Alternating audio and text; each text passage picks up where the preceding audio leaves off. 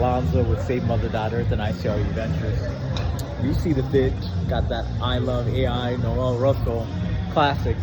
So we're just wrapping up the Emerge Americas story time. So I moved down here, I'm not gonna say the time, but it was a while ago, to Miami, right? And I remember I wanted to come here to work on some virtual reality, teleimmersion. It's gonna be like the Matrix type of thing. I was doing classes at FIU Engineering and just trying to figure my way around. This is like about 2 years after I left Merrill Lynch. And I'm like, okay, Miami at the time is not what it is now, right? So, but I was like, okay, the tax benefits, and I see where this place is going. And I used to tell folks, I said, this place is gonna become a center for tech because it has everything, the weather, it's at the intersection of the Caribbean, Africa. And I said, this is the place where I want to start my business. Moved down here, looked for an opportunity in terms of figuring out, okay, how can I make this business work? At the time, internet speeds were incredibly slow for what you would need for virtuality via internet. The hardware wasn't there. So I said, okay, let me go work on the infrastructure side.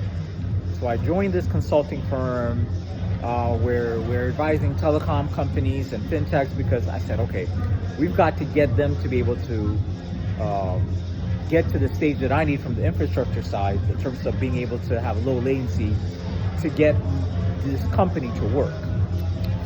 Anyway, long story short, doing that in terms of the business, I ended up being a partner there and doing electrical engineering and all this stuff. I was doing network engineering afterwards after Merrill to get this business going.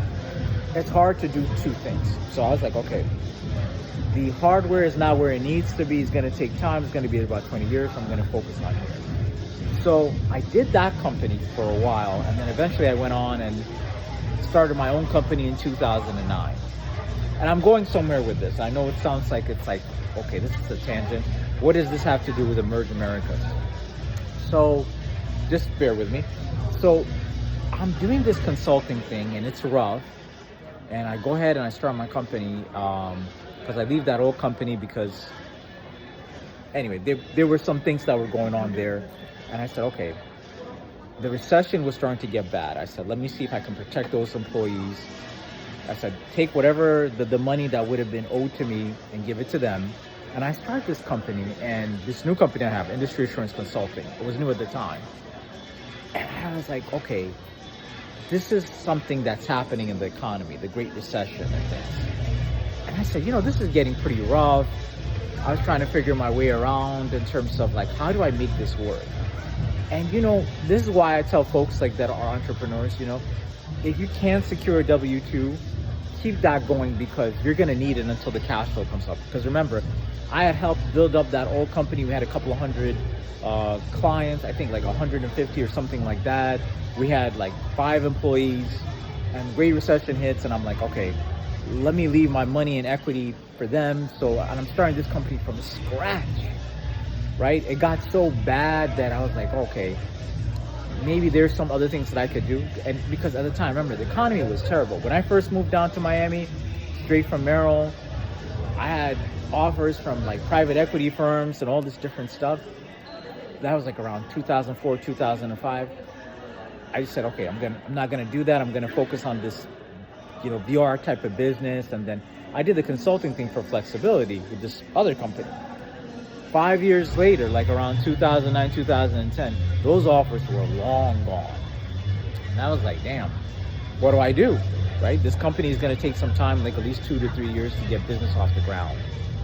And so I did that. Thankfully, by the grace of God, I had people in my corner that were helping me.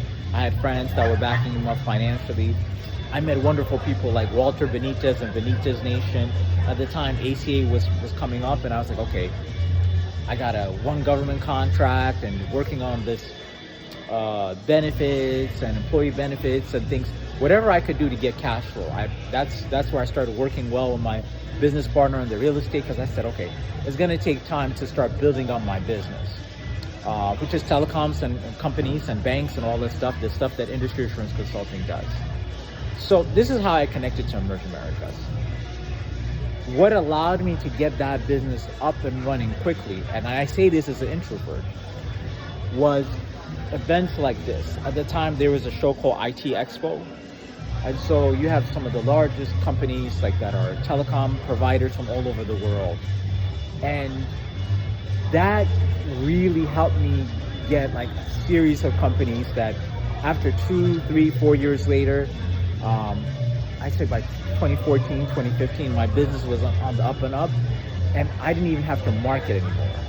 But, and I say this as an introvert, that it's important to have events like this because it's through people I met at those type of shows that I was able to build my business up.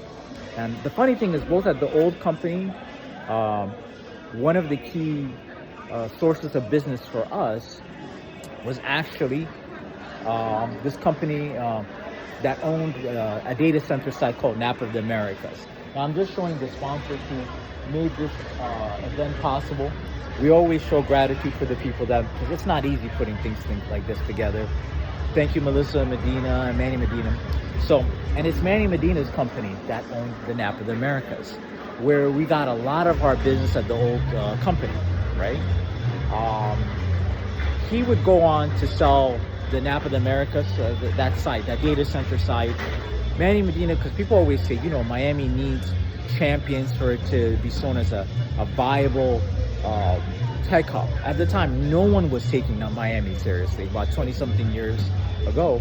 And now people are looking at it, but when I first moved down here, it wasn't seen that way, right? So Manny Medina's company was responsible for a lot of the business that we got at the old company, right? So, and with this new company, it wasn't just IT Expo. I was actually at one of the original Emerge Americas. And actually, I was even at the one before there was an Emerge Americas. 2010, there was America's Venture Capital Conference by FIU. And so a few years later, Emerge Americas comes into town and really helps Miami take off even further. There's definitely a lot of credit for the growth of Miami on the tech scene, thanks to Mayor Suarez and How Can I Help and the whole COVID thing.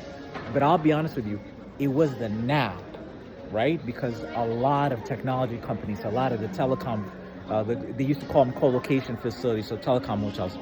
Mr. Medina's story, it's out there, and I'll put a link to it. But I'm gonna be honest, I believe that was one of the major foundations that helped Miami start becoming the tech center that it is today. Everything else that came after was because of the work that they've done. And then for them, the Medina family, to sell that company and then to invest in Emerge Americas, and that really got a lot of people excited.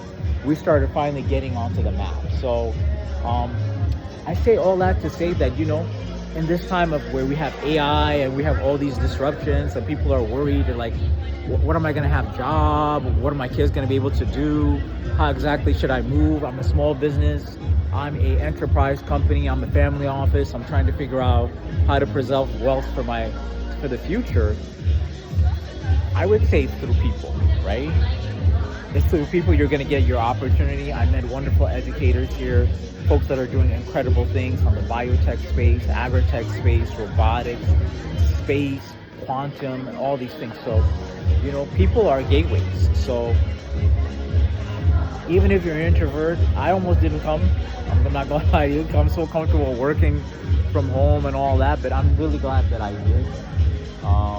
It was good to see my friend Noel on stage and the other individuals that presented. I'm just really grateful for these opportunities. I don't forget, you know, these are opportunities that other people do not have, and that's why I take whatever I have received and try to make sure that I give back, you know, both on like, if it's for the youth or other individuals, and I encourage folks to do so.